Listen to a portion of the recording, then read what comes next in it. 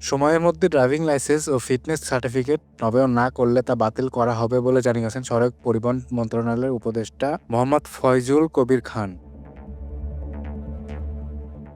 11 জানুয়ারি শনিবার দুপুরে বিআরটিএ ভবন পরিদর্শন ও কনফারেন্স রুমে রোড সেফটি বিষয়ক মতবিনিময় সভা শেষে তিনি এই কথা বলেন।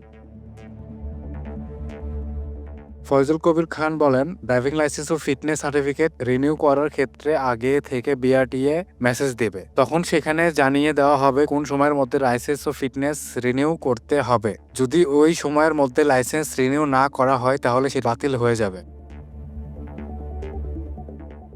তিনি আরও বলেন, বিআরটিএ এর কর্মকর্তাদের পরিষ্কার বলে দেওয়া হয়েছে, গাড়ির ফিটনেস ও চালকদের লাইসেন্স না থাকার জন্য যদি কোনো দুর্ঘটনা ঘটে তাহলে বিআরটিএ এর সংশ্লিষ্ট কর্মকর্তাদের সরাসরি দায়ী করা হবে। এসব মৃত্যুর দায়িত্ব তাদের ওপর আসবে এবং তাদের বিরুদ্ধে আইনগত ব্যবস্থা নেওয়া হবে।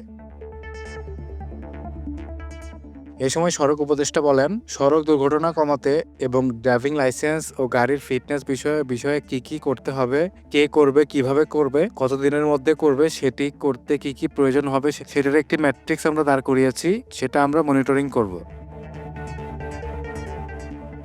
আটকে থাকা 4.5 লাখ ড্রাইভিং লাইসেন্স আগামী মার্চের মধ্যে দিয়ে দেওয়া হবে বলেও এ সময় জানান সড়ক উপদেষ্টা।